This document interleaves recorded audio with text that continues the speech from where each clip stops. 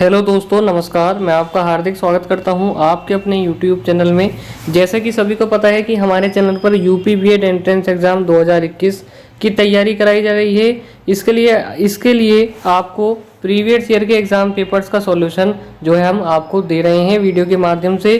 तो इसी क्रम में आज हम आपके लिए वर्ष 2018 जो प्रथम प्रश्न पत्र आता है उसमें खंड है जो सामान्य ज्ञान आता है उसके 50 क्वेश्चंस का हल लाए हैं। चलिए अब बिना देरी किए आपको सीधे पीडीएफ पर ले चलते हैं जो हमने 50 क्वेश्चंस की पीडीएफ तैयार की है जो कि सन 2018 में सवाल पूछे गए थे। चलिए शुरू करते हैं आज की वीडियो। आज हमारे पास जो यूपी बीएड एंट्रेंस एग्जाम 2018 हुआ था उसमें जो प्रथम प्रश्न पत्र में सामान्य ज्ञान के 50 क्वेश्चंस आए थे उनका हल करने वाले हैं। जिसका पहला क्वेश्चन आपकी स्क्रीन पर है। उगते हुए सूरज का देश किसे कहा जाता है? तो ऑप्शन आपके सामने है। तो देखिए मैं आपको बता देता हूँ, उगते हुए सूरज जो है का देश जापान को कहा जाता है। ऑप्शन नंबर बी आपका बिल्कुल सही हो जाएगा। क्वेश्चन नंबर सेकंड है, किस संविधान संशोधन के द्वारा मताधिकार की आयु को 21 वर्ष से घटाकर 18 वर्ष कर दिया गया था? ऑप्शंस आपके सामने हैं। तो देखिए 61वां संशोधन अधिनियम था जिसमें 1989 जिसमें जो है 21 वर्ष से घटाकर 18 वर्ष कर दी थी मताधिकार की आयु। तो ये जो है आपका ऑप्शन नंबर सी बिल्कुल सही होने वाला है। क्वेश्चन नंबर थर्ड, विश्व शिक्षक दिवस मनाया जाता है। तो विश्व शिक्षक दिवस जो है 5 अक्टूबर को मनाया जाता है विश्व शिक्षक दिवस। और जो आपका राष्ट्रीय शिक्षक दिवस है वो जो है 5 सितंबर को मनाया जाता है, लेकिन विश्व शिक्षक दिवस 5 अक्टूबर को मनाया जाता है। क्वेश्चन नंबर फोर्थ, किसके द्वारा खालसा पंथ की स्थापना की गई थी? ए गुरु तेग बहादुर, बी गुरु गोविंद सिंह, सी गुरु हरगोविंद या डी गुरु नानक देव? तो गुरु गोविंद सिंह जी के द्वारा खालसा पंथ की स्थापना की गई थी। ऑप्शन नंबर बी बिल्कुल आपका सही हो जाएगा। क्वेश्चन नंबर 5, भागड़ नागल परियोजना किस नदी पर स्थित है? ए महानदी, बी सतलुज, सी कृष्णा या डी ताप्ती? तो जो भागड़ नागल परियोजना है वो सतलज नदी पर है। तो ऑप्शन नंबर आपका बी बिल्कुल सही होने वाला है। क्वेश्चन नंबर 6, सूर्य ग्रहण होता है जब? तो देखिए सूर्य ग्रहण जब होता है तो चंद्रमा सूर्य और पृथ्वी के बीच में आता है। चंद्रमा सूर्य और पृथ्वी के बीच में आता है। तो ऑप्शन नंबर इसका डी बिल्कुल राइट होने वाला है जब आपका सूर्य ग्रहण होता है। क्वेश्चन नंबर 7, एनसीटीई है। देखिए बहुत इंपॉर्टेंट क्वेश्चन है, एक बार 2019 में भी पूछा गया सवाल है। क्वेश्चन नंबर 7, तो एनसीटीई जो है national council for teacher education है। ऑप्शन नंबर ए इसका बिल्कुल सही हो जाएगा। क्वेश्चन नंबर 8, जैनवाद के अनुसार कितने तीर्थकर हैं? तो देखिए जो जैनवाद के तीर्थकर हुए हैं वो 24 हुए हैं। ऑप्शन नंबर ए इसका बिल्कुल सही होने वाला है। 9th, चूना पत्थर परिष्कृतिकरण के बाद परिवर्तित होता है। ए मार्बल, बी क्वार्टजाइट, सी ग्रेनाइट या D slate?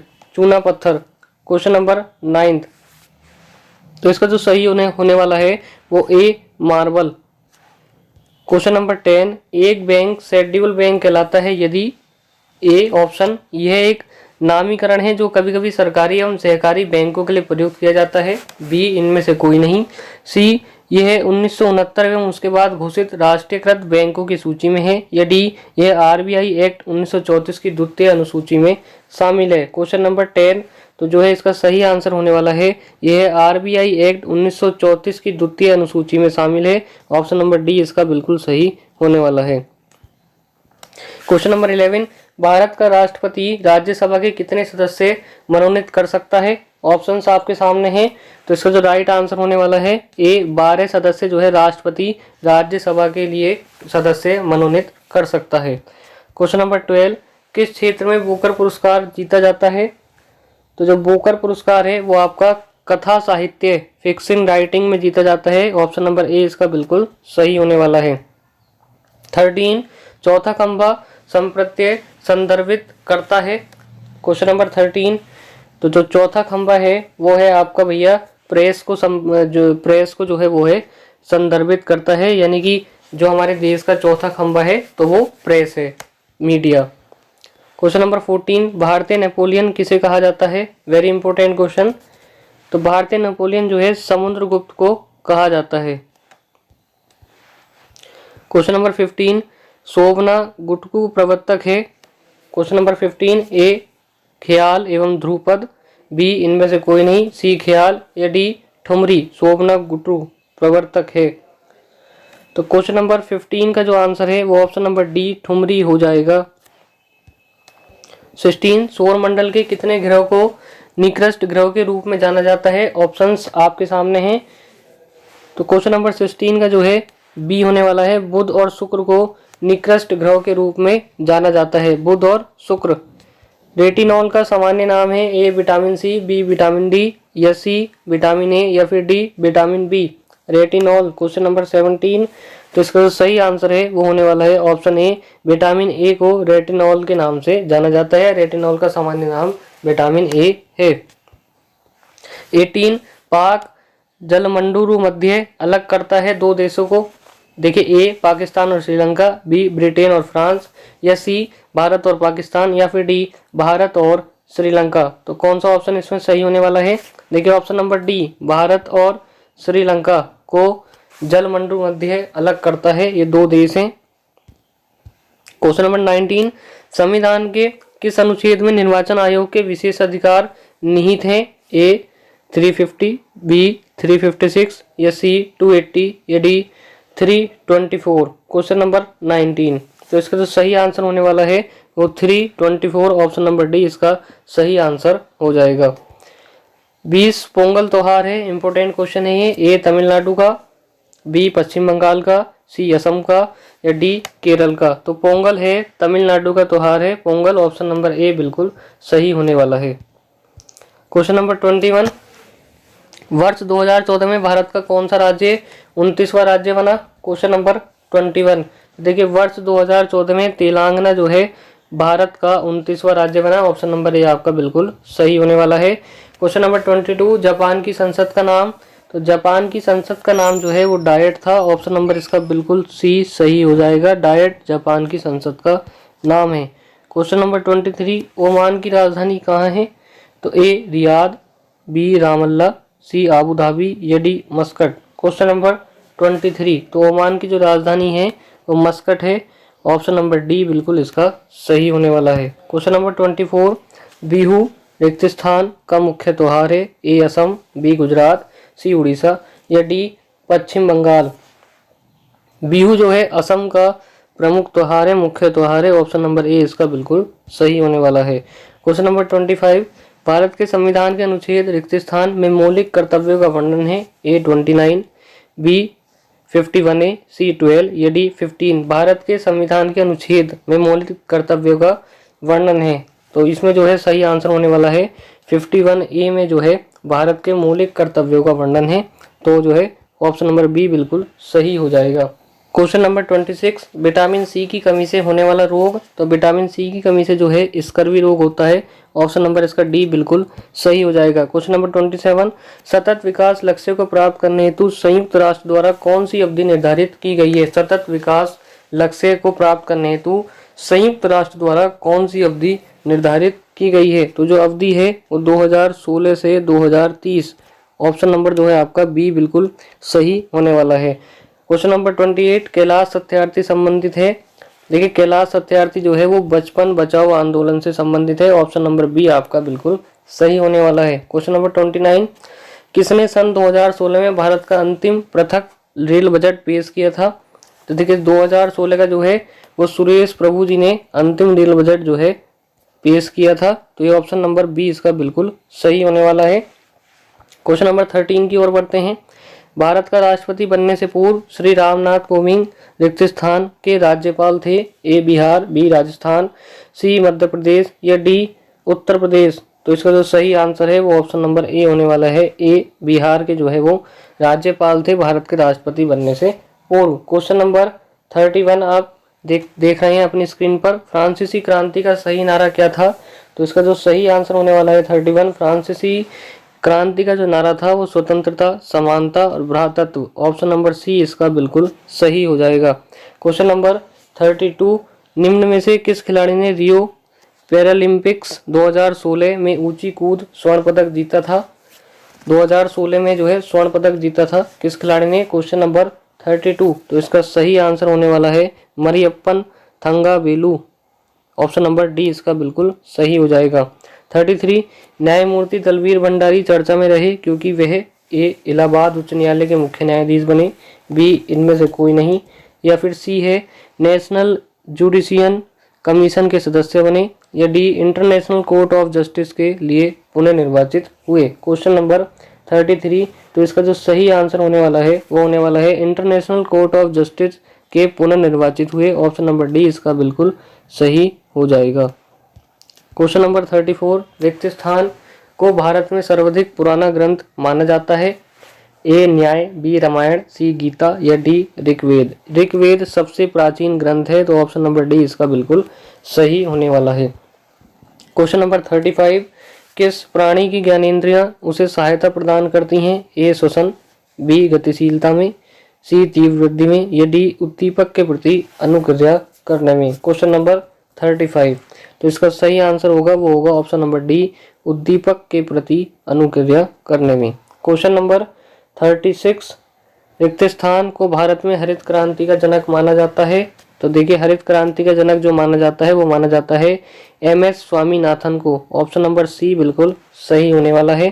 Question number 37, Justin Trudeau जिन्होंने फरवरी 2018 में भारत की यात्रा की प्रधानमंत्री थे, ए कनाडा के, बी स्पेन के, सी इटली के, या डी फ्रांस के। क्वेश्चन नंबर 37, जस्टिन ट्रूडो जो है मैं आपको बता देता हूँ वो कनाडा के जो है वो थे प्रधानमंत्री। क्वेश्चन नंबर 38, निम्नलिखित में से कौन सा नाटक विलियम शेक्सपियर द्वारा नहीं लिखा गया, A Julius Caesar, B Hamlet, C ऑमर्स एंड द मैन, या D as you like it. Question number 38, तो देखिए जूलियस सीजर भी विलियम शेक्सपियर ने लिखा, हेमलेट भी विलियम शेक्सपियर ने लिखा, एज यू लाइक इट भी विलियम शेक्सपियर द्वारा लिखा गया है, ऑमर्स and the man William Shakespeare द्वारा नहीं लिखा गया। तो ऑप्शन नंबर इसका बिल्कुल सी सही होने वाला है। क्वेश्चन नंबर 39, राष्ट्रीय प्रतिरक्षा संस्थान स्थित है, तो राष्ट्रीय प्रतिरक्षा संस्थान जो है वो नई दिल्ली में स्थित है। ऑप्शन नंबर सी इसका बिल्कुल सही होने वाला है। क्वेश्चन नंबर 40 की तरफ बढ़ते हैं। साथ में आपको कमेंट में बताना है हमें आपको हमारी वीडियोस कैसी लगती हैं, कैसी लग रही हैं और हमें इसमें क्या सुधार करना चाहिए, ये चीज़ भी आपको बतानी है। क्वेश्चन नंबर 40, 2020 में ग्रीष्मकालीन ओलंपिक खेलों का आयोजन किस देश में किया जाएगा। 2020 देखिए हो चुका है ये, क्योंकि चूंकि ये 2018 का एग्ज़ाम पेपर है इसलिए इसमें 2020 की बात इसमें पूछी गई है, ठीक है ना। तो 2020 का जो आयोजन हुआ था वो हुआ था जापान में। देखिए अब तो कोरोना काल की वजह से ओलंपिक नहीं हुए थे इस बार, तो वैसे जापान में इसका आयोजन होना था, ठीक है। आगे बढ़ते हैं। 41, कॉलम फर्स्ट को कॉलम सेकंड के साथ सुमेलित कीजिए, आपको सही बताना है। देखिए ऑप्शंस आपके सामने दे रखे हैं और इसमें ऑप्शंस हैं आपके सामने, ठीक है। तो इसका जो सही आंसर होने वाला है वो होने वाला है ऑप्शन नंबर सी। साथ में आपको हम मिलान करके भी बताएंगे। 3, 1, 2, 4, तो देखिए 3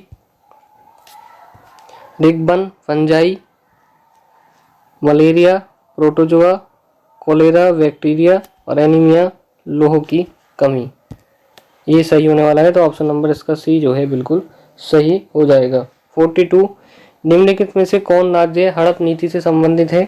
निम्नलिखित में से कौन राज्य हड़प नीति से संबंधित है। क्वेश्चन नंबर 42, तो लॉर्ड डलहौजी जो है वो राज्य हड़प नीति से संबंधित थे। क्वेश्चन नंबर 43, निम्नलिखित में से कौन सा इनपुट डिवाइस नहीं है। ए कैमरा, बी प्रिंटर, सी कीबोर्ड, या डी माउस। इनपुट डिवाइस नहीं है ए कैमरा, बी प्रिंटर, सी कीबोर्ड या फिर डी माउस। क्वेश्चन नंबर 43, तो इसका जो सही आंसर होगा वो होगा ए प्रिंटर इनपुट डिवाइस नहीं है, बाकी सब आउटपुट जो है इनपुट डिवाइस नहीं है। Question number 44, Hindi feature film Padmaavat किस लेखक की रचना पर आधारित है। क्वेश्चन नंबर 44, तो इसका जो सही आंसर होने वाला है option number C, Malik Muhammad Jayasi की जो है लेखक की रचना पर आधारित है। 45, सोमनाथ मंदिर पर आक्रमण किया था, तो सोमनाथ मंदिर पर किसने आक्रमण किया था। महमूद गजनवी ने सोमनाथ मंदिर पर आक्रमण किया था। क्वेश्चन नंबर 46, सांख्य दर्शन का प्रतिपादक किसे माना जाता है। तो सांख्य दर्शन का प्रतिपादक जो है कपिल को माना जाता है। ऑप्शन नंबर सी इसका बिल्कुल सही हो जाएगा। 47, प्रसिद्ध पुस्तक property eight un-British rule in India के लेखक question number 47 property eight un British rule in India. तो इसके जो लेखक हैं वो हैं हमारे दादा भाई नौरोजी, इसके लेखक होने वाले हैं, लेखक हैं। तो ऑप्शन नंबर ए इसका बिल्कुल सही हो जाएगा। निम्न में से कौन प्रसिद्ध हिंदी पत्रिका सरस्वती के संपादक रहे हैं? वेरी इंपॉर्टेंट क्वेश्चन, लगभग सभी उसमें पूछा जाता है। तो क्वेश्चन नंबर 48 सरस्वती पत्रिका के संपादक आचार्य Mahavir Prasad Dwivedi. Option number B इसका बिल्कुल सही हो जाएगा। क्वेश्चन नंबर 49 मदर पुस्तक किसने लिखी? तो देखिए जो मदर पुस्तक है वो मैक्सिम गोर्गी ने लिखी है। मदर पुस्तक मैक्सिम गोर्गी ने लिखी है। तो ऑप्शन नंबर डी इसका बिल्कुल सही हो जाएगा। वस्तु एवं सेवा कर जीएसटी भारत में लागू किया गया good service tax, good service tax, ठीक है, गुड सर्विस टैक्स इसका जो है फुल फॉर्म है। तो कब लागू किया गया? तो ये जो लागू किया गया वो किया गया 1 जुलाई 2017 से। ऑप्शन नंबर ए इसका बिल्कुल सही हो जाएगा। तो फिलहाल आज की इस वीडियो में हमारे पास 2018 के 50 क्वेश्चंस थे जिनका सॉल्यूशन हम कर चुके हैं। आपको बताना है वीडियो कैसी लगी, हेल्पफुल लगी हो तो लाइक करके जाइए और चैनल को सब्सक्राइब कर दीजिएगा, बेल आइकन दबा दीजिएगा ताकि इसी तरह की वीडियोस आपको लगातार मिलती रहें। वीडियो में अंत तक बने रहने के लिए बहुत बहुत धन्यवाद।